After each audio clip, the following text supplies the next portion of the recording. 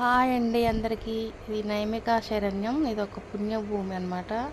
ఇందులో మనం ఇక్కడ సత్యనారాయణ స్వామి శ్రీమన్నారాయణ వేచి ఉన్నారు. ఈ చక్ర తీర్థం అనమాట. శ్రీమన్నారాయణ విష్ణు చక్రము ఇక్కడ పడిందనమాట. ఆయన ఎక్కడైతే విష్ణు చక్రం పడుతుందో అది అక్కడ పుణ్యభూమి అవుతుంది.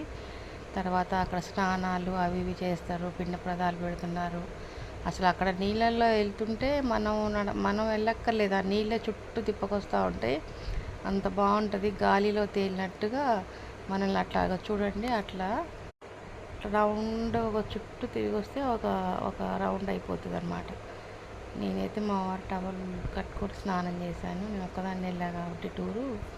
ఇట్లా చూడండి, ఇట్లా నీళ్ళు అవే ఇట్లా నెట్టుకొస్తూ ఉంటాయి. స్నానం మనం నడవక్కర్లేదు, ఏం చేయక్కర్లేదు. ఇట్లా నీళ్ళతో పాటు మనం కూడా అట్లా చుట్టూ తిరుగుకుంటూ వస్తూ ఉంటాము.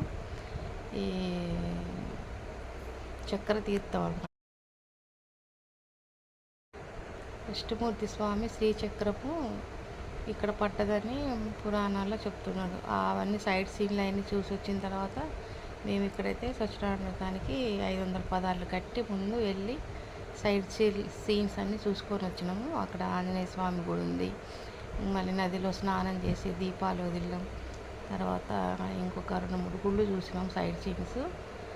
ఇదనమాట. మళ్ళీ మనం 9 కల్లా ఇక్కడికి వచ్చేస్తే సత్యనారాయణ స్వామి వ్రతం స్టార్ట్ అవుతుంది. 500 పదాలు తీసుకుంటారు అనమాట. ఇక్కడ చూడండి, అన్నవరంలా కాదు, ఇక్కడ మంచిగా పీఠాలు వేసి ఆ పీఠం మీద మంచిగా కలశము, నవగ్రహాలు పూజ,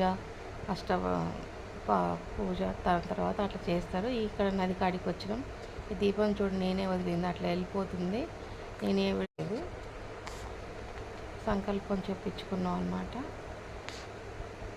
ఇలా మేము స్నానం చేయలేదు, అక్కడ చేసాం కాబట్టి ఇక్కడ మేము దీపాలు నదిలో వదిలేసి ఇలా అయితే పూజ చేసుకున్నాం అనమాట. నైమిక శరణ్యం అది సత్యనారాయణ స్వామి శ్రీమన్నారాయణుడు తెలిసిన. ఇక్కడ రాముల వారు ఫస్ట్ రాముల వారు సీతాదేవి సత్యనారాయణ స్వామి వ్రతం నోముకున్నారంటే నైమిక శరణ్యంలో. ఇంకా దీని స్టోరీ ఇంకా చాలా బాగుంది. నాకు తెలిసింది చెప్పిన. మీకు ఇంకా తెలవాలంటే గూగుల్లో చెక్ చేసుకోండి.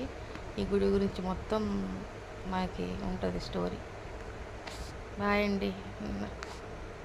వీడియో నచ్చితే లైక్ చేయండి, షేర్ చేయండి, సబ్స్క్రైబ్ చేసుకోండి. బాయ్ అండి.